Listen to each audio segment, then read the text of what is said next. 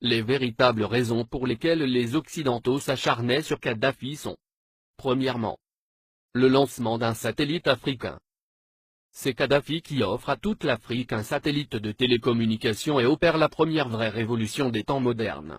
Ce satellite assure la couverture universelle du continent pour la téléphonie, la télévision, la radiodiffusion et de multiples autres applications telles que la télémédecine et l'enseignement à distance.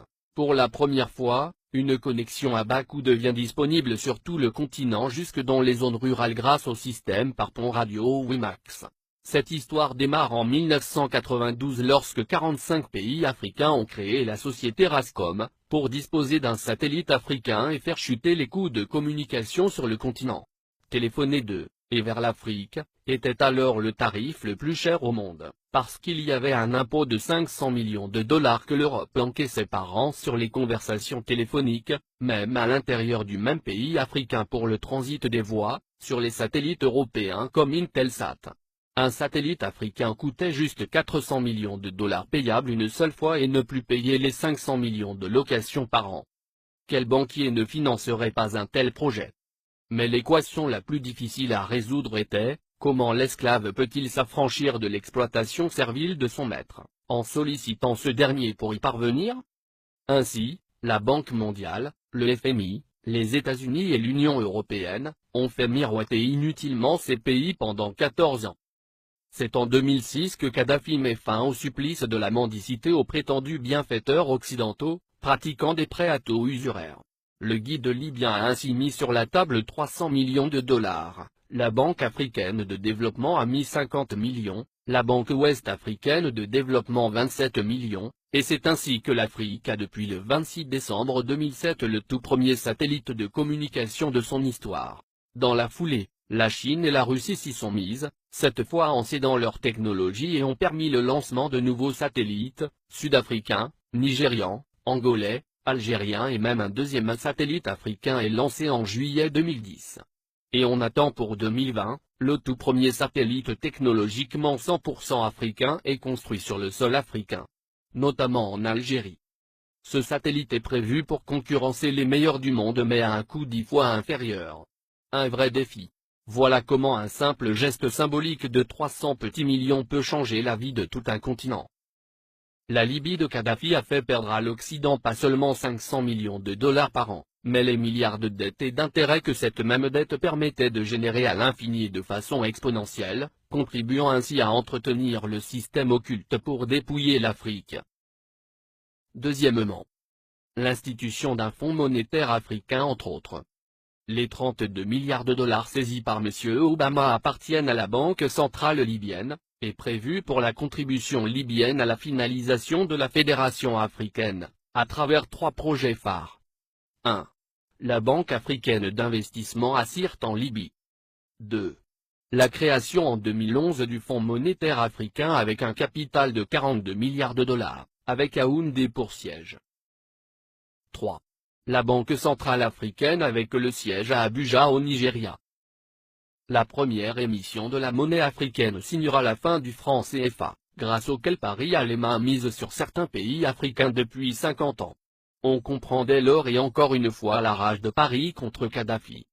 Le Fonds monétaire africain doit remplacer en tout et pour tout, les activités sur le sol africain du Fonds monétaire international, FMI, qui avec seulement 25 milliards de dollars de capital a pu mettre à genoux tout un continent avec des privatisations discutables, comme obliger les pays africains à passer d'un monopole public vers un monopole privé.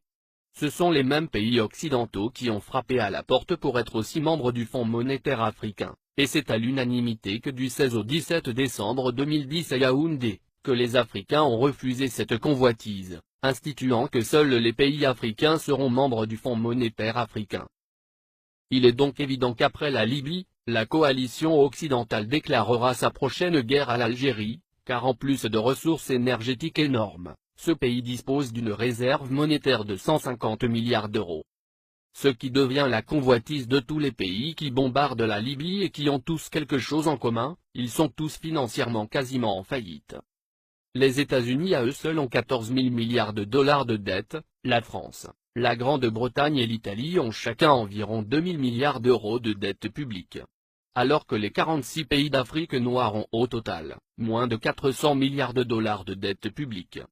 Créer des fausses guerres en Afrique dans l'espoir de trouver de l'oxygène pour continuer leur apnée économique, qui ne fait que s'empirer, ne fera qu'enfoncer les Occidentaux dans leur déclin qui a débuté en 1884 lors de la conférence de Berlin.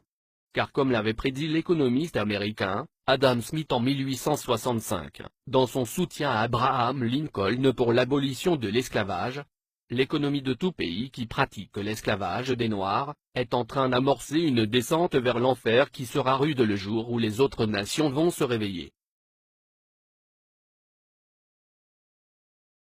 Pour empêcher Mouammar Kadhafi de concrétiser le rêve de millions d'Africains dès 2014, il fallait donc l'éliminer avant, ou perdre le contrôle total de l'Afrique. Voici toute la raison qui guida la France, les États-Unis, la Grande-Bretagne et leurs alliés dans leur campagne contre Kadhafi.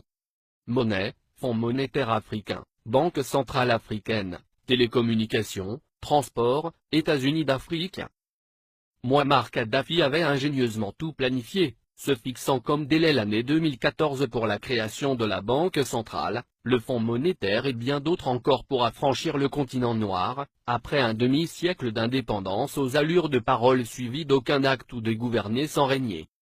Après avoir émis l'idée en 2000, lors du sommet de l'Organisation de l'Unité africaine, il a obtenu la création de l'Union africaine quelques années plus tard. Le guide libyen pousse le bouchon plus loin. Satellite africain et Afriquia, deux idées concrètes pour l'unité. Mouammar Kadhafi pousse ses pairs à acheter un satellite africain pour que l'Afrique ait son indépendance en matière de communication. Il préfinance cet achat avec plusieurs centaines de millions de dollars américains. Il sait dépenser sans compter. Ainsi, pour acheter le satellite africain, il a mis 300 millions de dollars sur la table, témoigne Moustapha Cissé, ancien ambassadeur du Sénégal en Libye, et ex-conseiller spécial de l'ex-président sénégalais Abdou Diouf, en charge du monde arabo-islamique. Le guide de la Jamaïria libyenne offrit ainsi Rascom CAF 1, le premier satellite de télécommunication entièrement dédié au continent africain et ses îles. Il a été mis en orbite le 20 décembre 2007. Cela a été le premier lancement de l'histoire pour tous les pays africains. Kadhafi lance également la compagnie de transport aérien, Afriquia Airways, qui assure la liaison entre les capitales africaines et régions du continent. La compagnie offrait 4 vols réguliers entre Tripoli et Dakar, Abidjan et Le Caire, et bien d'autres. Beaucoup de gens utilisaient la ligne Afriquia pour aller à Paris. Parce qu'on pouvait faire Dakar, Tripoli, Paris, et retour à 400 000 francs CFA, 615 €, ajoute le diplomate sénégalais. Alors Tripoli était devenue une plateforme de communication entre l'Afrique, le monde arabe et l'Europe. La monnaie et la Banque centrale africaine en 2014. Kadhafi avait proposé la mise en place d'une union monétaire africaine, UEMA. Il avait dégagé 30 milliards de dollars pour la création de l'UEMA qui devrait avoir Yaoundé au Cameroun pour siège. Il avait également prévu la création d'une Banque centrale africaine, BCA, qui devrait installer son quartier général à Abuja, la capitale fédérale du Nigeria. Il était question que cette banque africaine commence à émettre une monnaie africaine à partir de 2014, ce qui ne plaît pas aux Occidentaux, parce que ça nous permettrait de nous passer du franc CFA, et des autres monnaies qui ne font que briser nos économies. Kadhafi avait une politique africaine très dynamique. Du Sénégal au Tchad, en passant par la Guinée, la Côte d'Ivoire, le Ghana, le Libéria, le Bénin, le Togo, le Nigeria, le Niger, le Mali, etc.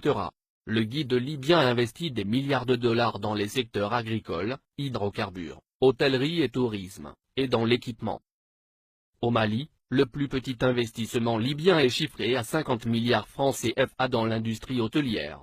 Ces investissements libyens dans l'hôtellerie sont estimés à plus de 50 milliards de francs CFA, a déclaré Oumar Balatouré, directeur général de l'Office malien du tourisme. Plusieurs autres centaines de milliards ont été investis dans le secteur agricole.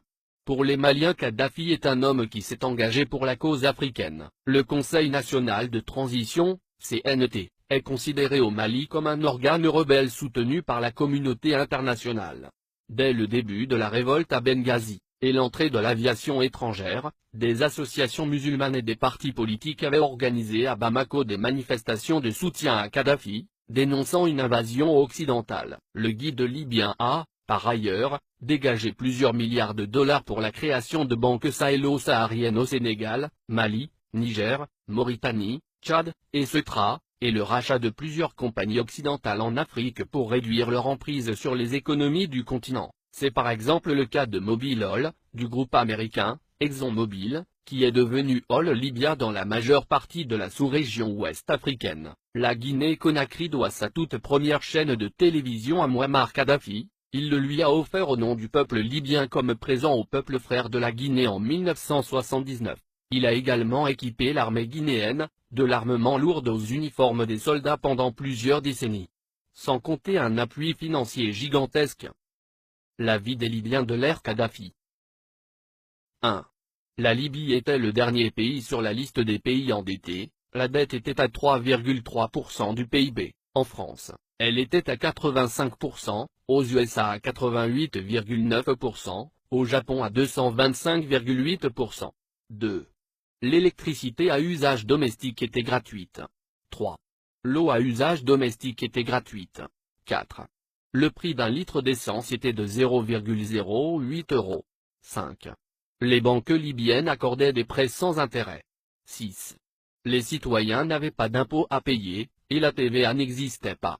7. Chaque famille libyenne, sur présentation du livret de famille, recevait une aide de 300 € par mois. 8. Pour chaque étudiant voulant faire ses études à l'étranger, le gouvernement de Kadhafi attribuait une bourse de 1627 € par mois. L'ONU, la France et les USA ont bombardé la Libye pour défendre leurs intérêts, objectif principal, détruire la création des États-Unis d'Afrique.